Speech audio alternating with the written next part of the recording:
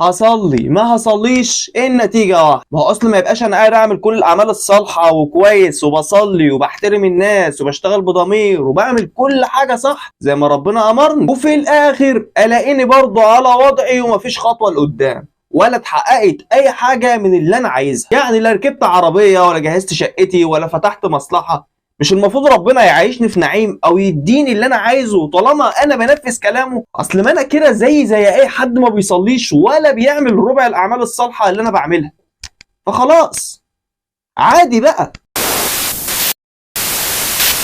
سمعت الكلام ده؟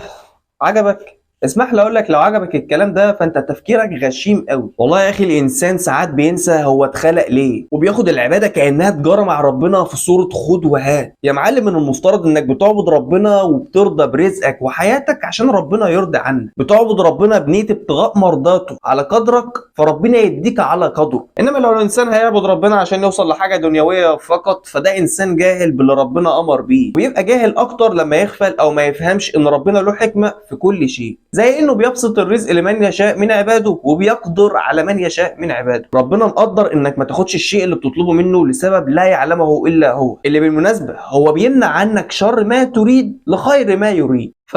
انت مش مظلوم، انت هتاخد حقك 24 قيراط. مفهوم الرزق او كلمة الرزق دي معناها كل شيء انت بتستفيد منه وبتستخدمه، من اول النفس اللي بتاخده مرورا بكل حواسك وجوارحك. كل انسان بالنسبة للانسان الاخر بيساوي 10 من 10. على سبيل المثال فلان واخد 8 من 10 في المال وانت واخد 2 من 10 بس، نفس فلان ده بقى واخد 1 من 10 في الصحة وانت الحمد لله واخد ال9 الباقيين، وهكذا بقى سلسلها في كل شيء.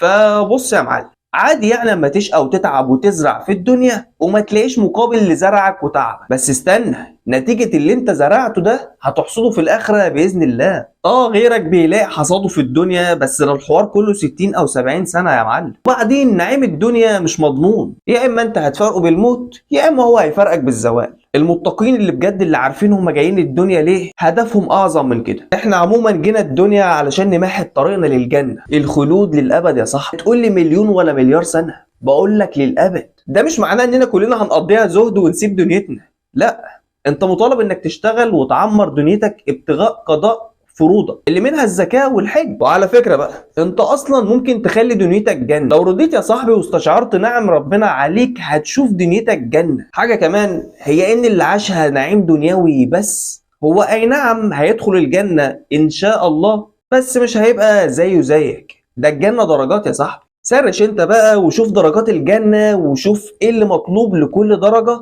وشوف انت بقى عايز تخلد في انهي درجة واشتغل عليها. عايز تاخد نعيم الدنيا وتدخل اي درجة في الجنة والسلام براحتك، عايز تعيش عشان تعبد ربنا بجد زي ما امرك وساعتها توصل للجنة بس في اعلى درجاتها برضه براحتك. المهم انك تفضل فاكر الاية دي، اعوذ بالله من الشيطان الرجيم.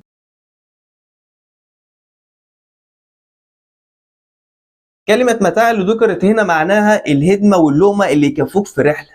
شوف يا أخي بلاغة القرآن وعظمة اختيار الكلمة تأكد لك إن الدنيا مفيش أقصر منها ولا أتفه منها. كل الحكاية إنك تعرف أنت مطلوب منك إيه عشان توصل لأعلى درجات الجنة بجوار أشرف الخلق الرسول صلى الله عليه وسلم. فيا رب تدخلوا اعلى درجات الجنه. وبكده فيديو النهارده خلص. لو لسه مكمل معايا لغايه هنا فحابب اشكرك على دعمك ليا، اللي هتكمله بلايك وكومنت بالصلاه على النبي وتسبسكرايبر في القناه عشان اول ما ينزل جديد يوصل لك. ما تنساش تدعي لاخواتنا بالثبات والصبر والنصر. السلام عليكم ورحمه الله وبركاته.